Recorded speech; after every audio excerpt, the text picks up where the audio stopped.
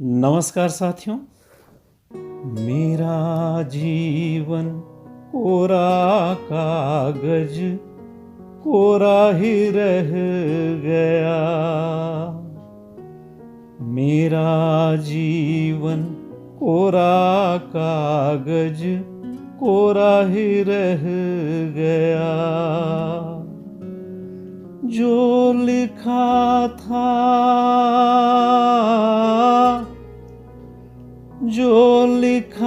था आंसुओं के संग बह गया।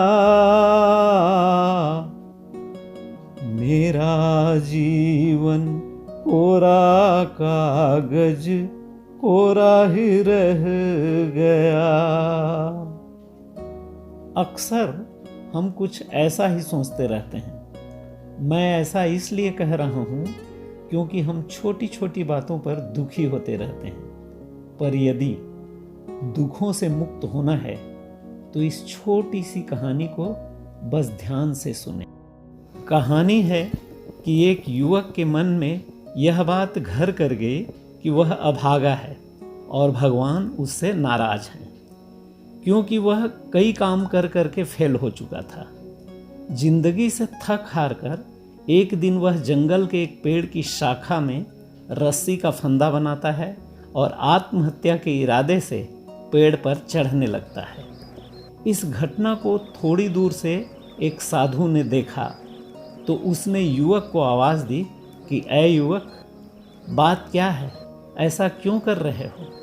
इस अप्रत्याशित आवाज़ से पहले तो युवक चौंका, फिर उसने कहा कि नहीं महाराज, मुझे अब मर ही जाने दें, क्योंकि मैं जो भी करता हूँ सिर्फ हार ही मिलती है।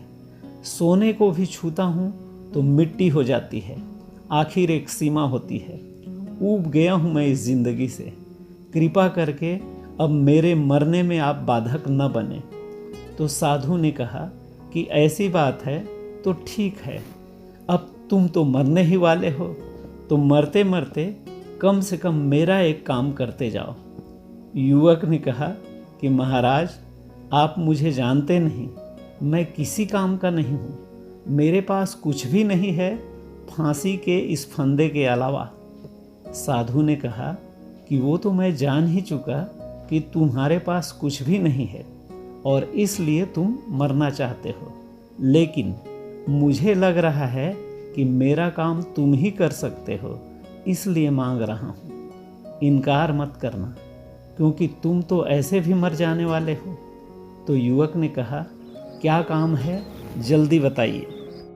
तो साधु ने कहा कि देखो बेटा, मैं गरीब बच्चों के लिए एक आश्रम बनवा रहा हूँ और मैं चाहता हूँ कि मरने से पहले यदि तुम अपनी आँखों का दान कर दोगे तो 2 लोगों की ज़िंदगी रोशन हो जाएगी और मुझे कम से कम 10 लाख रुपए मिल जाएंगे। इस बात को सुनकर युवक कुछ सोचने लगा। तो साधु ने कहा कि तुम फिक्र बिल्कुल मत करना, सारा इंतजाम मैं करूँगा। आँखों को ऐसा निकालेंगे कि तुम्हें तकलीफ भी नहीं होगी। बोलोगे तो आँखों को निकालने के बाद ऐसा इंजेक्शन लगवा दूंगा कि आराम से सोते सोते पुण्य का काम करने के बाद ही परलोक चले जाओगे। फांसी लगाने में तो वैसे भी तुम्हें बहुत तकलीफ होगी। युवक ने कभी सोचा ही नहीं था कि उसके पास इतनी कीमती आंखें हैं। साधु ने कहा कि क्या सोच रहे हो, तुम थोड़ी उदारता दिखाओगे तो मेरा आश्रम और बड़ा भी बन सकता है और तुम्हारा नाम दानवीरों की श्रेणी में आ सकता है। तुम्हारा किडनी, लीवर, हार्ट यदि सबको दे दो तो मुझे करोड़ों रुपये मिल जाएंगे और तुम्हें तो कुछ फर्क नहीं पड़ेगा, क्योंकि तुम मरोगे तो ये सब चीज़ें तो ऐसे ही नष्ट हो जाएंगी। तो युवक ने कहा कि आप साधु हो या हत्यारा, आपको मुझे समझाना चाहिए, तो आप उल्टी सुल्टी बातें कर रहे हैं। तो साधु ने कहा कि बेटा, मैं इसलिए कह रहा हूँ क्योंकि तुम मरने का फाइनल कर चुके हो, तो मैं तो तुम्हारे भले के लिए ही कह रहा हूँ, क्योंकि ऐसा करने से तुम मरने के बाद सीधा स्वर्ग जाओगे और यहाँ गरीबों का कल्याण भी हो जाएगा। युवक ने फिर कहा कि आप बहुत बेकार की बात कर रहे हैं, न तो मैं कुछ बेचूंगा और न ही मरूंगा।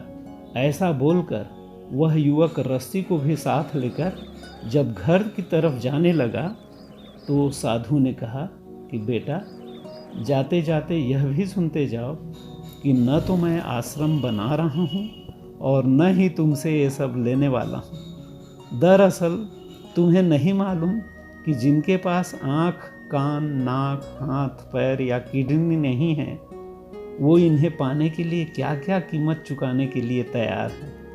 और तुम्हें ये अनमोल चीज़ें मुफ्त में मिली हुई हैं, तो तुम रात दिन रो रहे हो और भगवान को कोसते हुए आत्महत्या करने जा रहे हो। उस युवक की जिंदगी तो शायद उस दिन से बदल गई, पर काश हम सब ऐसी कहानियों से कुछ सीख पाते तो एक तो जिंदगी से शिकायतें कुछ कम हो जाती, और दूसरी बात, मंदिर, मस्जिद, गिरजाघर, गुरुद्वारा या कोई और देवालय भिखारियों की तरह सिर्फ मांगने नहीं, बल्कि परमात्मा को उनकी कृपा के लिए धन्यवाद देने भी जाते।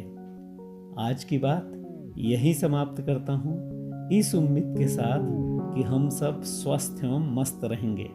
धन्यवाद।